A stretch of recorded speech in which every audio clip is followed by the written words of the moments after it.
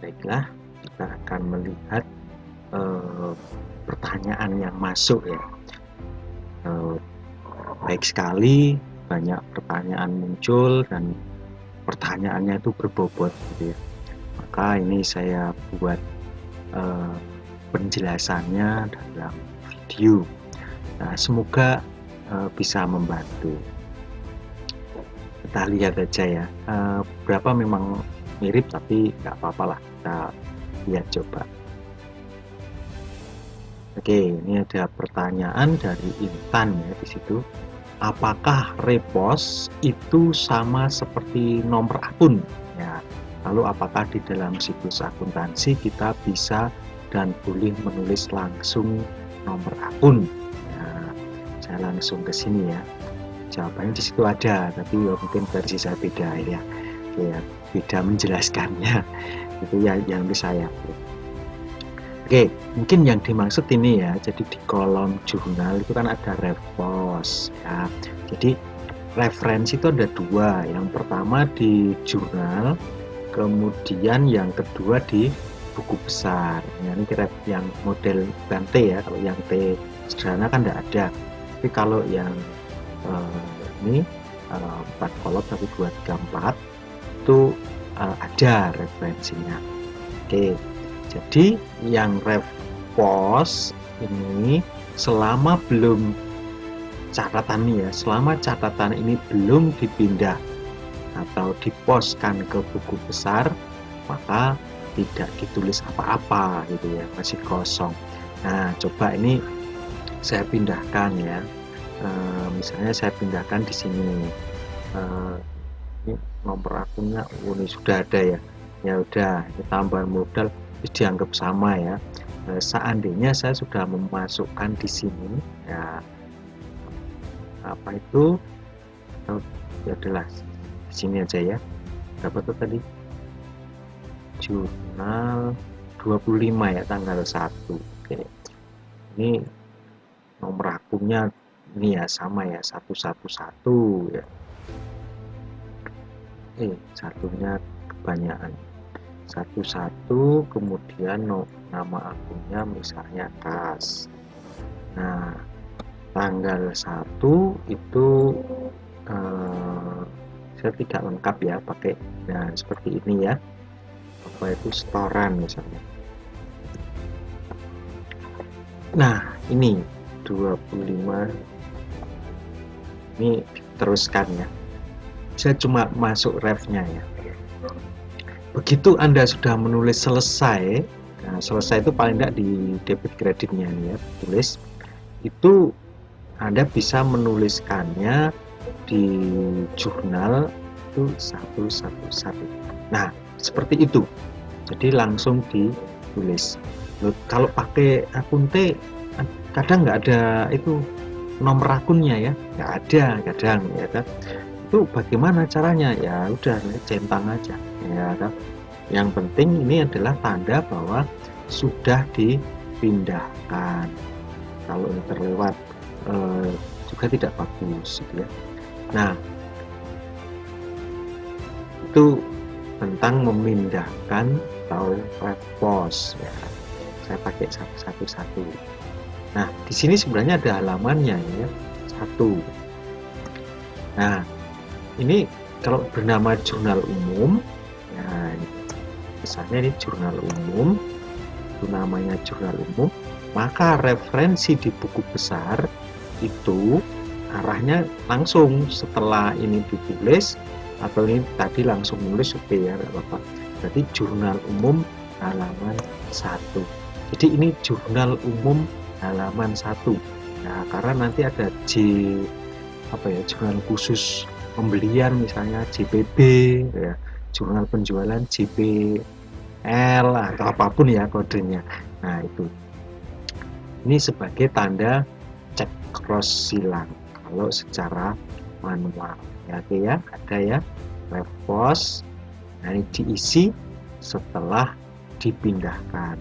Kemudian di buku besar juga sama, diisi dari jurnal. Maka ini bukan repost ya, tulisannya ref saja. Oke, itu mengenai cara melakukan referensi. Ya, oke.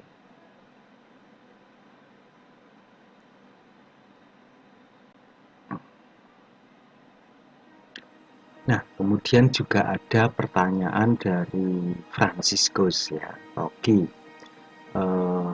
Transaksi apa saja yang bisa masuk dalam jurnal penyesuaian?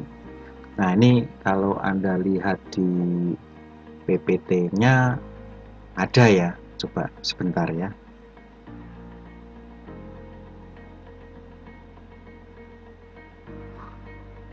Nah, yang seperti ini kelompoknya yang umumnya dilakukan penyesuaian. Nah, silakan Anda baca, ada beban dibayar di muka, pendapatan diterima di muka, pendapatan yang masih akan diterima, beban yang masih harus dibayar, beban pemakaian perlengkapan, beban depresiasi. Ya, paling bintang ini biasanya malah depresiasi gitu ya. Itu paling bintang. Nah, kemudian memaknai transaksi ya. Di situ kan ditanyakan transaksi apa. Ini sudah dibahas ya di bawah ini sebenarnya. Kalau dirunut maknanya, transaksi itu kan pertukaran antar ya, antar dua belah pihak. Maka ada trans and action, trans dan aksi. Nah, jadi kalau di penyesuaian itu kadang bukan karena transaksi, tapi karena adanya kebutuhan untuk pengakuan atau pencatatan, atau biasa disebut misalnya pembebanan, charge gitu ya. Jadi bukan karena transaksi, atau mungkin karena ada, bukan karena peristiwa tapi atau kejadian, tapi mungkin karena ada ya kejadiannya pembebanan gitu ya, charge gitu ya. Oke. Apa itu yang bisa masuk? Nah, sebenarnya utamanya itu digolongkan menjadi dua ya, dua. Yang pertama itu utamanya biasanya mengakui beban ya, atau biaya ya, mengakui biaya ke dalam laporan laba rugi yang mungkin itu belum dicatat sebagai biaya. Artinya kemarin belum diakui, mungkin karena masih berbentuk aset dan seterusnya. Paling utama sebenarnya mencatat biaya itu. Kalau pendapatan sih diakrol tidak diakui pun nggak masalah gitu. Kan labanya nggak kelihatan, turun. Ya, tapi kalau biaya itu kan signifikan ya bagi pabrik. Masyarakat membaca itu biasanya, waduh ada biaya sekian nggak dilaporkan. Tapi kalau ada pendapatan tidak dilaporkan, nggak masalah sebenarnya ya. Tapi keduanya krusial ya di sini ya, karena memang ada standarnya bahwa apa saja yang diakui. Jadi yang pertama itu mengakui biaya yang mungkin sebelumnya masih menjadi aset gitu ya. Contohnya kalau yang paling mudah yang tadi saya katakan diberi bintang itu adalah penyusutan ya. Penyusutan itu kan dari aset diakui sebagai biaya. Misalnya kendaraan itu aset, kemudian ada penyusutan kendaraan, itu paling mudah diingat ya. Kemudian yang lain misalnya kalau biaya dibayar di muka itu bayar sewa dahulu misalnya untuk 5 tahun gitu ya, mudah ya. Tahun ini kan berarti satu periode, itu harus diakui. Kalau tidak kan berarti tidak punya biaya sewa, nanti tidak diakui ya. Itu masalahnya, karena tidak ada lagi transaksi kedua gitu ya. Setelah membayar untuk 5 tahun itu kan selesai, kwitansinya sudah dibayar ya, maka diakui, diecer gitu ya, didistribusikan per periode dengan cara penyusutan. Kita lihat yang lainnya ya, oke. Ya, ini masalah GAAP itu ya, panjang gitu ya. Waduh, sampai panjang itu tulisannya. Ya, semoga bisa dibaca. Kalau di video tidak bisa saya panjangkan ya. Ya, kelamaan nanti ya. Oke. G GAAP gitu ya, GAAP gitu ya. GAAP itu atau prinsip umum, prinsip akuntansi diterima umum. Ada yang mengatakan prinsip akuntansi berlaku umum. Ya, oke lah ya, monggo ya. Yang penting itu GAAP. Nah, itu gini, ada versi ya. Jadi kalau versi yang teori secara umum itu adalah GAAP itu segala sesuatu menyangkut keilmuan di dalam akuntansi itu yang sudah diterima secara luas atau umum. Nah, itu yang definisi yang eh, pertama di dalam teori akuntansi gitu ya. Nah, tapi di dalam dewan akuntansi ya biasanya kalau Anda lihat belum lihat dari FASB, Financial Accounting Standard Board, itu ada di Amerika dulu, kemudian IASB. Nah, kalau kita kan dewan akuntansi ya. Oke, dewan standar akuntansi. Nah, itu memasukkan GAAP itu sebagai ketentuan-ketentuan di dalam akuntansi keuangan, maka Financial Accounting Standard Board gitu ya. Maka ada yang membaca apa itu GAP. GAP itu jika sesuai dengan SAK. Nah, seperti itu karena dia masuknya adalah melalui financial accounting lah. Kalau cuma financial accounting, kalau begitu akuntansi manajemen nggak masuk dong, akuntansi sektor publik nggak masuk dong, akuntansi apa itu lingkungan nggak masuk dong, ya akuntansi rumah tangga nggak masuk dong. Nah itu. Nah, tetapi kemudian di GAAP itu yang dimaksud yang ini yang di akuntansi keuangan ya, yang di SAK itu adalah jika mengikuti maka dia bisa dilakukan apa itu namanya audit ya, audit ya. Kalau tidak mengikuti GAP seperti perguruan tinggi tidak ikut persyaratan akreditasi, tidak ikut standar nasional, ya tidak bisa diakreditasi ya, dampaknya seperti itu ya. Kalau perusahaan besar sangat berdampak karena dia harus audit ke auditor independen gitu. Kalau perusahaan kecil kan tidak gitu ya. Nah, untuk keperluan sendiri ya, paling untuk utang bank itu aja mungkin masih diminta membenahi ya. Kalau laporannya tidak sesuai dengan bank, mungkin oh ini kok tidak ada diakui seperti ini ya, itu mungkin bisa dibenahi gitu ya. Nah, itu. Oke, di pajak juga mungkin ada pembenahan ya. Oke. Nah, itu kira-kira utamanya dari GAP. Nah, kalau untuk perusahaan besar kalau tidak ikut GAP tidak dapat diterima pernyataan wajar, maka publik, oh ini tidak pernah diaudit kan bilangnya begitu. Lama-lama mau beli invest di sana sungkan. Ya, lama-lama perusahaan tidak bonafit. Itu dampak dari perusahaan besar. Kalau perusahaan kecil kan untuk keperluan diri sendiri, gitu ya, lebih banyak ke situ. Ya, maka oke lah, nggak masalah gitu. Oke, kita lanjut lagi pertanyaannya, ini proses ya. Nah, proses penyesuaian. Tadi siapa tadi? Agnes ya. Yang tadi Agnes, sekarang Elviona ya. Ini bisa dibaca untuk yang lain juga ya. Ini juga GAP juga. Ya. Apakah perusahaan yang menggunakan akuntansi berbasis kas itu tidak melanggar? Ya, tidak sesuai ketentuan gitu aja ya. Tidak melanggar. Kalau mau melanggar itu kan aturan hukum gitu ya. Nah, kalau SAK itu ya kalau sudah pakai SAK untuk perusahaan besar ya harus pakai itu terus gitu ya. Tidak bisa dari etap kemudian pindah FRS, pindah etap lagi, pindah MKM itu nggak bisa. Kalau sudah pakai FRS ya harus pakai terus gitu ya. Nah, kalau konsekuensinya tadi tidak sesuai itu apa dampaknya ya, tidak bisa diberi pendapat wajar mungkin tanpa pengecualian ya.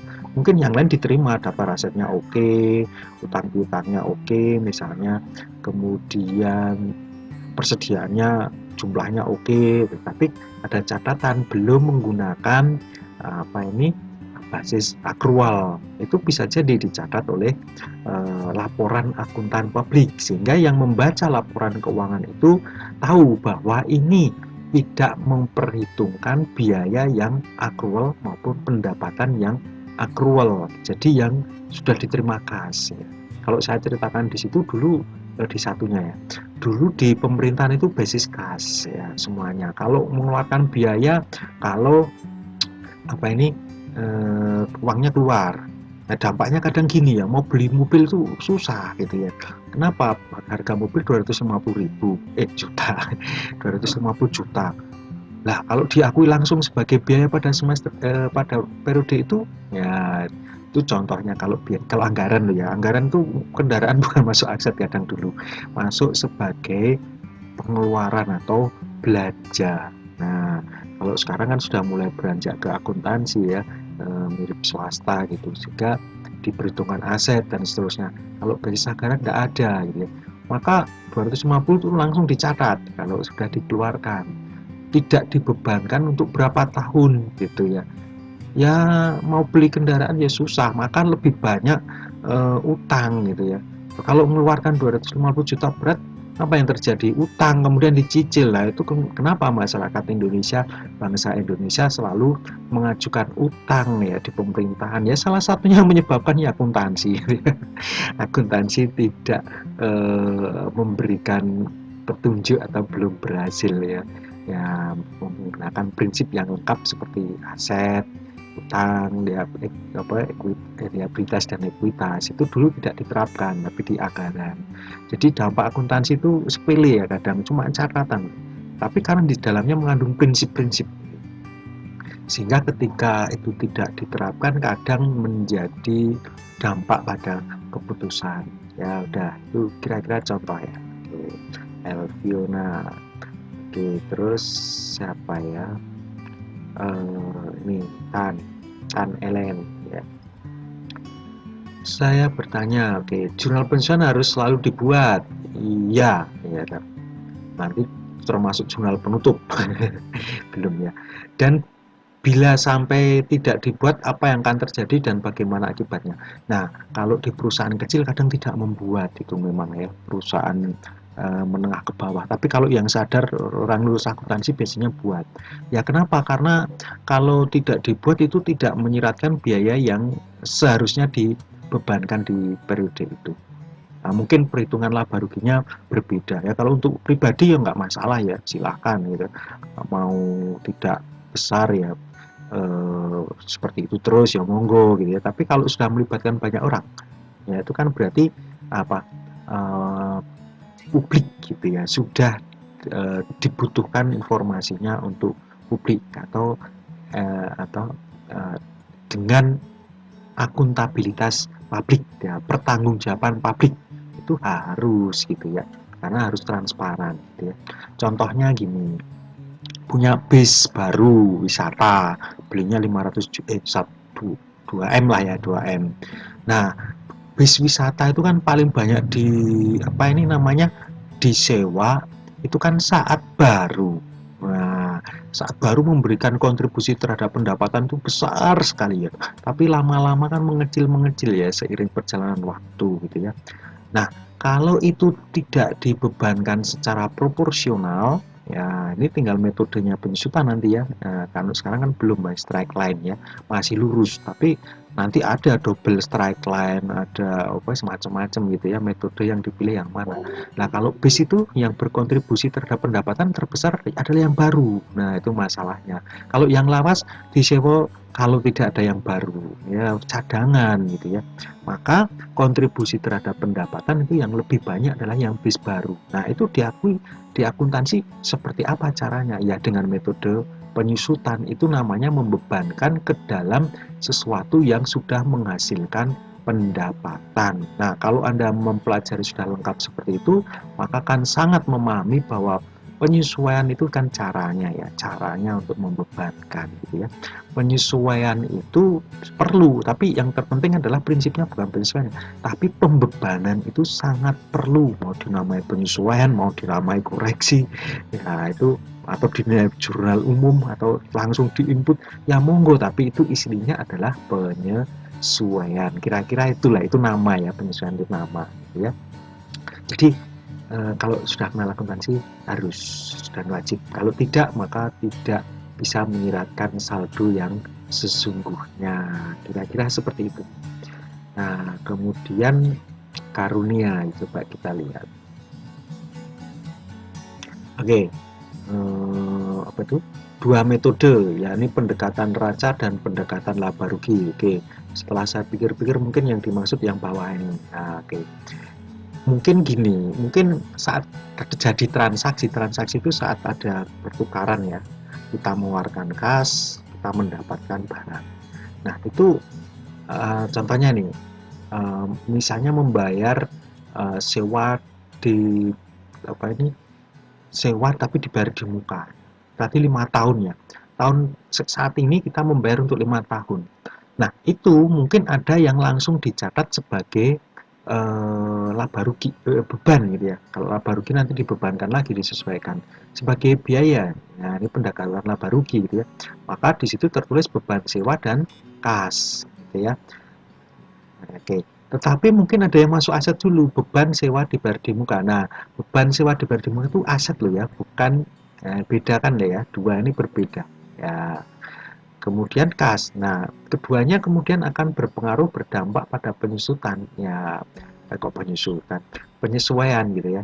Nah, biaya sewa ini yang metode satu langsung biaya, maka dia akan dikurangi sehingga biayanya pun adalah cuma ya kalau sekarang ini contohnya untuk 3 periode 3 bulan itu ya misalnya, maka ini harus dikurangi sehingga menyiratkan bahwa yang habis itu adalah 1 bulan sementara sisanya masih 2 bulan. Itu prinsip yang penting. Cara pencatatannya mau yang A mau yang B, yang penting saldonya harus kelihatan itu. Berapa yang 1 bulan berarti harus saldo apa itu biayanya 500, sisanya masih masuk aset misalnya di situ 1 juta. Nah, kira-kira itu. Ya, nanti dibaca ya di situ ya.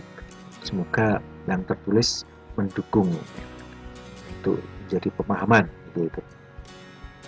Kemudian ini juga panjang ya banyak yang panjang gitu ya. Nah, oke. Kayaknya ini belajarnya sudah pada lumayan ya kalau sudah bisa bertanya gitu ya. Tentang apa itu akumulasi ya, akumulasi penyusutan aktiva tetap ya, oke lah. Memang di persamaan tidak ada ya, saya tuliskan di situ di bawahnya situ, tetapi biasa menjadi saya penekanan karena di persamaan dasar tidak muncul, tapi itu adalah rekening kontra aset. Jadi akumulasi itu digunakan untuk mencatat apa yang sudah dibebankan dari waktu ke waktu ya. Kalau beban penyusutan itu kan langsung terhapus nol ya ketika penutupan.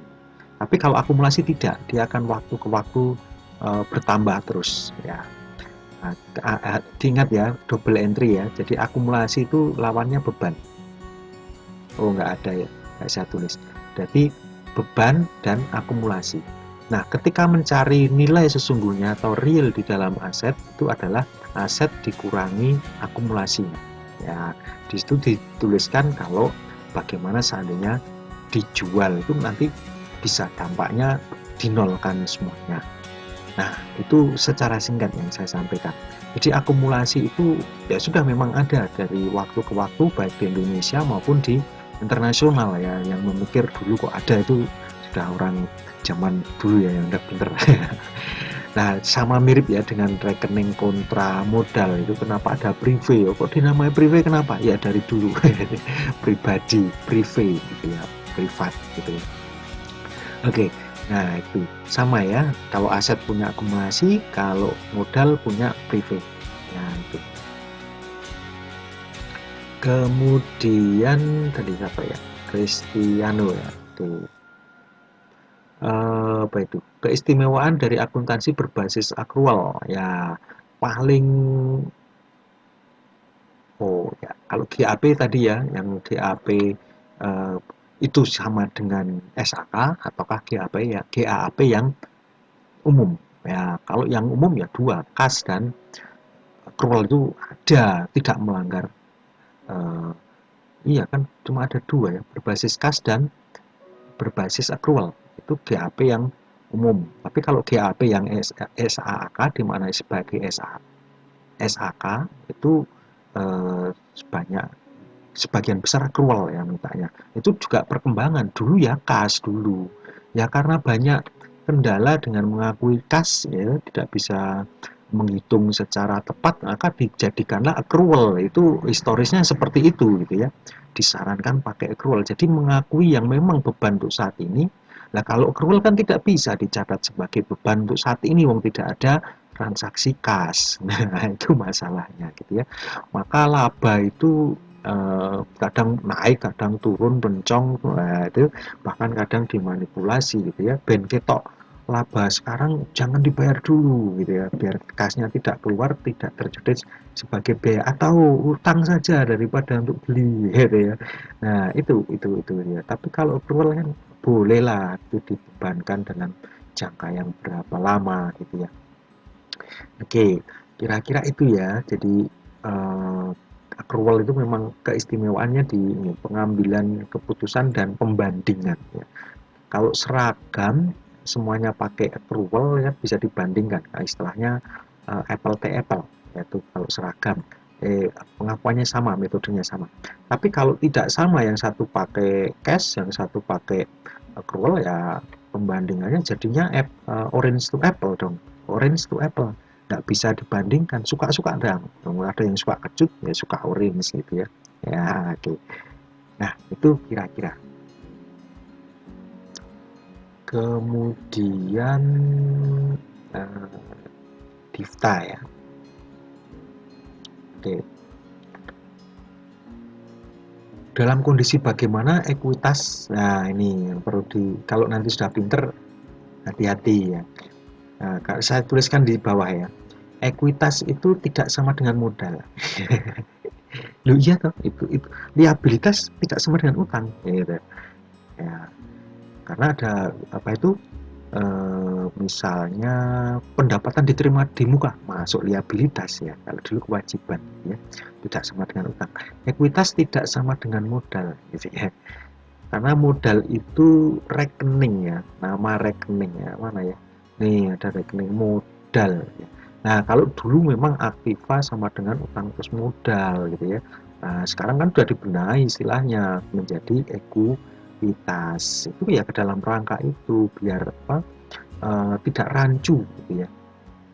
Nah, kalau ekuitas itu berkurang atau turun ya karena apa? Karena prive itu sudah menurunkan ekuitas gitu ya. Karena rugi menurunkan ekuitas gitu ya.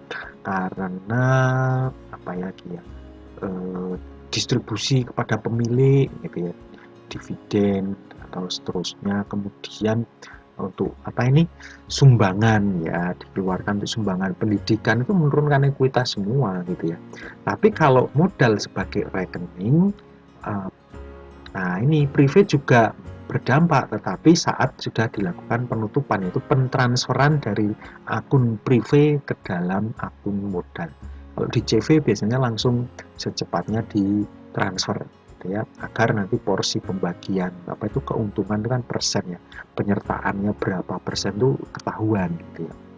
Nah, tapi kalau di PT kan biasanya masuk ke dalam laba ditahan gitu ya, masuknya transfer ke modal kalau ada keputusan ADART atau apapun gitu ya. Nah, itu hukum gitu ya, perubahan rekening modal ya. Karena ada modal saham umum, saham preferen gitu ya, ya saham biasa misalnya, saham preferen, ada apalagi gitu ya. Dan ada yang sudah distorkan, ada yang belum distorkan. Nah, kira-kira itu ya. Nah, modal yang sudah distorkan, wah itu lebih pelik lagi karena itu apa ya istilahnya, menyangkut dengan ADART yang harus disahkan secara hukum ya, oleh pengadilan ya, disahkan ya, dijedok. Nah, kalau itu yang dimaksud modal itu ya berkurangnya kalau iya itu kalau ada dok pengurangan. Nah, tapi kalau di PCV kan dibagi ya, privé dan seterusnya itu berkurang gitu ya. Nah, oke lah ya, jadi maka ada laporan perubahan ekuitas ya. Nah, itu naik turunnya kalau ekuitas ya di situ. Kalau turun berarti ada pembagian, ada apapun itu menurunkan. Ya, oke ya. Ini sebagai pengalaman baru, silahkan dimaknai. Nah, kapan kita harus menyebut ekuitas? Coba kalau Anda tulis, saya kadang menyebut ekuitas, kadang menyebut modal. Ya, lihat tuh.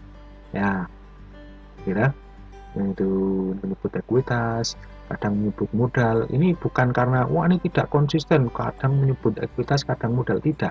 Karena memang ada perbedaannya tuh.